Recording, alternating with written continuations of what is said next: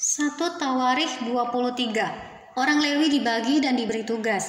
Setelah Daud menjadi tua dan lanjut umur, maka diangkatnya Salomo menjadi raja atas Israel.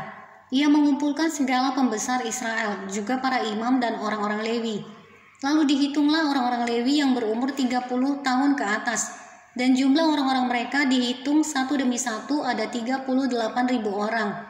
Dari orang-orang ini 24.000 orang harus mengawasi pekerjaan di rumah Tuhan. 6.000 orang harus menjadi pengatur dan hakim, 4.000 orang menjadi penunggu pintu gerbang, dan 4.000 orang menjadi pemuji Tuhan dengan alat-alat musik yang telah kubuat untuk melakukan puji-pujian, kata Daud. Juga Daud membagi-bagi mereka ke dalam rombongan menurut anak-anak Lewi, yakni Gerson, Kehat, dan Merari. Termasuk orang Gerson ialah Ladan dan Simei.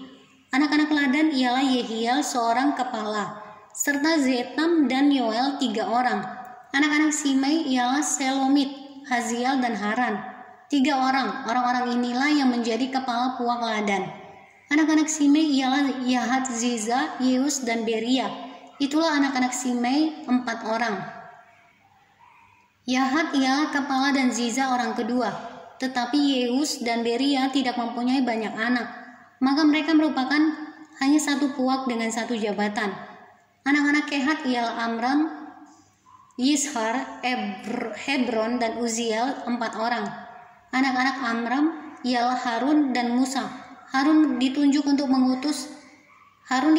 mengurus apa yang maha kudus, dia dan keturunannya sampai selama-lamanya, untuk membakar korban di hadapan Tuhan, untuk melayani dia, dan untuk memberi berkat demi namanya sampai selama-lamanya. Anak-anak Musa abdi Allah itu digolongkan kepada suku Lewi. Anak-anak Musa ialah Gersom dan Eliezer. Anak Gersom ialah Sebuel seorang kepala. Anak Eliezer ialah Rehabia seorang kepala. Eliezer tidak mempunyai anak-anak lain, tetapi anak-anak Rehabia luar biasa banyaknya. Anak Yizhar ialah Selomit seorang kepala. Anak-anak Hebron ialah Yeria seorang kepala, Amaria anak yang kedua, Yahaziel anak yang ketiga, dan Yekameam anak yang keempat. Anak-anak Uziel ialah Mika seorang kepala dan Yisia anak yang kedua. Anak-anak Merari ialah Mahli dan Musi. Anak-anak Mahli ialah Eleazar dan Kis. Ketika Eleazar mati, ia tidak mempunyai anak laki-laki, hanya anak perempuan. Lalu anak-anak Kis, saudara sepupu mereka, mengambil mereka menjadi istri. Anak-anak Musi ialah Mahli, Eder, dan Yeremot 3 orang. Itulah Bani Lewi menurut puak mereka, kepala-kepala puak mereka, pada waktu mereka dicatat seorang-seorang sesuai dengan bilangan nama mereka. Orang demi orang yang berumur 20 tahun atau lebih, merekalah yang harus melakukan pekerjaan untuk ibadah di rumah Tuhan. Sebab Daud telah berkata, Tuhan Allah Israel telah mengaruniakan keamanan kepada umatnya, dan ia diam di Yerusalem sampai selama-lamanya. Dengan demikian tidak usah lagi orang Lewi mengangkat bait suci dan segala perkakas yang dipakai untuk ibadah itu. Sebab sesuai dengan titah Daud yang belakangan, mereka yang didaftarkan dari anak-anak Lewi ialah berumur 20 tahun ke atas. Tugas mereka ialah membantu anak-anak Harun untuk menyelenggarakan ibadah di rumah Tuhan, mengawasi pelataran, bilik-bilik dan pentahiran segala barang kudus, serta melakukan pekerjaan yang berhubungan dengan ibadah di rumah Allah.